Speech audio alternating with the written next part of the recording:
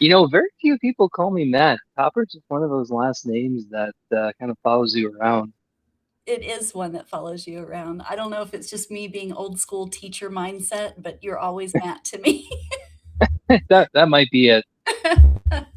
Well, good. Well, our topic today, I think it was run, secure, repeat. And the reason I wanted to have you on today is you have always like captured me in like the community part of the channel. And we got two of me.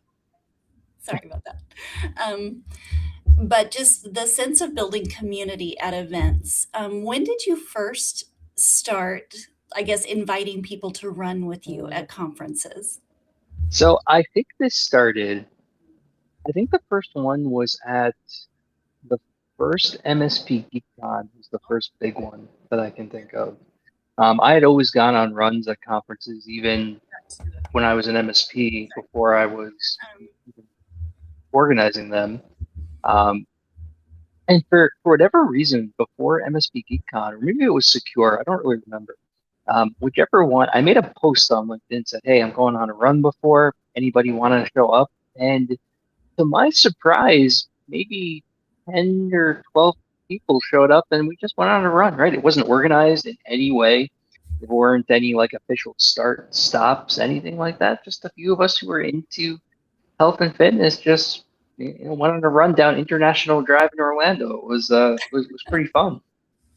That's awesome. How long have you been a runner? Oh, my whole life almost, right? All the way up through like junior high and high school, I was on track and uh, kept doing that all through college. Took some breaks here and there, but that's been a lifelong thing. And for me, um, running is my de-stress, my mental focus. I don't bring any kind of, I don't bring my phone with me. I don't bring headphones, right? Nothing. It's just all my turn off. It's always been that for me. So lifelong runner, and I almost every day I try and get out there.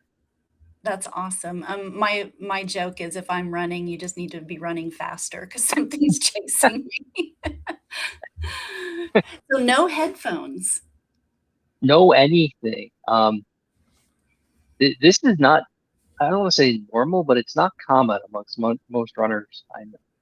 Right. For No, me, right, because we're in tech and we're on our computers or on our phones all day long. So for me, it's a chance to disconnect from all of that and reset mentally. Even if I'm having a really hard, long day, just going out for a run for like an hour or two, really just reset. It doesn't even have to be that long, right? It could be as short as a 30-minute run, or, just anything. It's just a way to like kind of de-stress, and I always feel better afterwards. Even if yeah. it's a bad run, I still feel better than not doing anything because there are some bad ones like these winter. Oh, yeah. Do you run all winter? I do, and so as you may know, I live in upstate New York, and the winters can be kind of rough up there. Um, so you gear up, right? It's no different than skiing, right? If it gets super windy out, you have to put like the Vaseline basically on your face and Oh, all that stuff. Um, but you just get through, and the winter runs are nice because there aren't that many people out there. And the other thing is it's easier mentally to not worry about how fast you're going or anything like that. When it's snow and ice, you're not worried about pace at all. Right? You're worried about just kind of getting through. You could be doing, the slowest miles you've ever done, and you still get that boost from being there, just from going out there. well, that's awesome. And then when you do the runs, it's not like you're really talking to people as you're running. It's just a communal thing of just being together and getting those I guess steps, miles in. Well, there's attempts, right? Depending on who you're with. Um, a couple of us kind of turned into what I would call the run crew. We just ended up at a couple of similar, most of the same events, and we'll catch up. We'll see how we're going. So John Harden and Brad Powell are often with me on these runs, and we'll chat. We'll see how things are going. But you do intros, you do small talk. Sometimes we'll go too hard and then can't actually talk at all because we're breathing too heavy. Um, but the cool thing is, almost every time we do. events, right? Word organically spreads throughout the event. Hey, you guys going out tomorrow? We'll have people show up that none of us even know, right? And we'll get intros and meet people that way. Well, I think the coolest thing is that, and correct me if I'm wrong, but a lot of the attendees are not extroverts. And so to meet a group of people just to go run is a very low barrier to entry, I guess, to joining a group. Like, do you find I that would put that's it true? that way. And to your point, right? Like we're all engineers. I'm an engineer too, and I'm not extrovert in the traditional sense in that I'll go and chat with everyone, and then at the end of the event, I'll be sitting in the hotel room staring at the ceiling for a while, just trying to recharge. Um, a lot of people, especially when we did it at something like MSP GeekCon or at IT Nation Secure, something that's very technician heavy. Yeah. Um, a lot of us as technicians are not extroverts at all, and in some cases, first ever conference you've been to.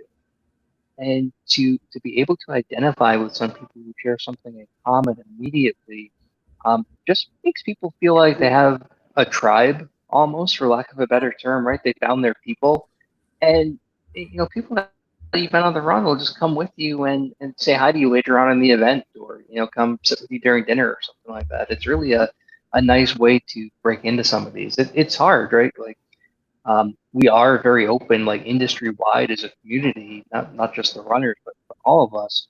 But it's still hard to break in. Like we can be kind of clicky as well. Well, yeah, you tend to gravitate to people you know, and those people that aren't part of a group are kind of on the outside, and that takes a big leap of faith, really, to try to join a table for lunch or, ask if the seat is open. It can be quite intimidating. It's tricky, and nobody's intentionally excluding people. But when you come to an event, you're often coming with two or three people from your same company, and you start talking business, and you can't really break into those conversations, right? There's nowhere for you to insert yourself, and you end up just sitting at a table, like listening to a conversation happening next to you. Yeah, that's so true. I was getting in an elevator going to a closing event, and I can't remember the conference. It was in Vegas. And when I got in the elevator, of course, I had my badge on. And this very tall, he had to have been like 6'6", guy got in Oh the wow. elevator and said, "Are you going to, the closing party?" And I'm like, "I am." And he flat out told me, he said, "Do you mind if I kind of tag along with you? Because I don't know anybody and I'm not really great in social settings." And I was like, "Of course you can. Like, come on. You're now my best Right? friend." And And I just thought, by happenstance, yeah. And I'm like, how brave of him to put it out there and be vulnerable to say, "You know what, I'm not great in social settings and I would love, to tag along." And after, I believe his name was Chris, after about an hour, he told me, he goes, "I think I'm good. I've met some people." And I was like, I felt like I was like pushing him out of the nest. right? You got by meeting you, he knew one person, and that gave confidence to go introduce to other people. That's fantastic. Yeah, I mean, it seems like such a simple thing, to do, but I will say, like, I was a teacher for 20 years, and my first day in my channel role, I remember thinking, "Where's the teacher's lounge?" Like, everybody's just, like, heads down at their computer, like, who do Oh, you I talk know. And my goal was to get people to say good morning. Like, that first month was like, "I just need people to say good morning and to look up." How successful has that been? It was good. I did it, and they knew that I was gonna engage them in small talk. Because I think the one thing about this community is that everybody's so open to helping each other, but you just have to know to ask, Yes. you know? And it can be intimidating if you're new to the space. It seems like everyone already knows each other, and that's a hard environment to break into. It is, especially when you have, I'm gonna throw out some names. They're just, like, larger than life people, like Sean Lardo, and, and Matt Lee and Rob Bray and like all these people that have a big presence and almost like a following around them. And then you have a technician who's come solo from an MSP that doesn't know anybody. And it's like, oh my gosh, who can you talk to? And I'm like, it's always me. Like, come talk to me. I'll talk to you. Right? You could Yeah. talk to Sean. That would be an interesting first meeting. I think one of the first times I saw Sean speak, I want to say it was like an ASCII, but he came in the room and he had like a pink feather boa and his nails were painted. And I believe his daughter at the time was 13 or 14. And it was the first time she was going to watch him speak on stage. And I was like, he is fearless. That's pretty awesome. I wasn't at that event, but I could see it. Well, and I think that the channel space is unique too, is that everybody can be themselves. I mean, it doesn't matter what color your hair is. It doesn't matter if you have tattoos and what groups you hang around with. Everybody's accepted. And I think that's one thing that like your running club has done is it's another little pocket of acceptance that people can step in and join you. I would agree completely. Like this is the friendliest group of industry people I've ever been a part of in any industry, right? Everyone is welcoming, everyone is accepting. And you're right, right? It could be, from the most outlandish, extroverted, whatever, all the way up to the quietest, newest person, and you'll find someone willing to chat with. Really, everyone is willing to chat with you. It's pretty amazing. Yeah, and it's funny. You think of MSPs as like competing with each other, but like through the Reddit channels and Slack and Discord and all these other, you just see them helping each other. Like they could be competing, but I'll see a post that says like, I need boots on the ground in, Yeah. Phoenix. And they're not getting anything back from it other than the energy they're putting out in the world to be helpful. It's so true. I see the same thing in the peer groups that so I facilitate the cybersecurity peer group, and ostensibly these businesses are competitors. Now they're not geographically, anything like that, but they are all in the same industry, and there's just this desire to help each other, to share tips and tricks, right? Not hold the secret sauce close to the vest, right? If somebody has a really good idea, they share it with the room, and there are very few things in the industry that are held close like that. If someone has an idea, it gets shared. Usually gets attacked and ridiculed for a while, and then eventually accepted. But there is this sentiment of like, let's all just try and help each other. Let's all try and get better, like as a community. That rising tides thing is, Yeah. right. It sounds a little cliche because you hear it all over the industry, but we do operate that way. Yes. So Matt, when is your next running event? Oh, good question. Well, probably GeekCon, right? That's in what, a May? couple weeks, a month? Yeah. Yeah. I, I think I it's think like the that's May. 16th. Yeah. I mean, if anyone will be at Evolve or anything else I'm at in between, you're welcome to come run with me. But I think GeekCon's the next kind of major industry event that we'll be doing that. Well, I want to give a surprise plug. Are you up for a surprise? Of course. I love making connections with people. And one of the connections I made with you was your wife. And she does pottery. And I actually shared her website with my husband. And for Christmas, he bought a couple of pieces for me.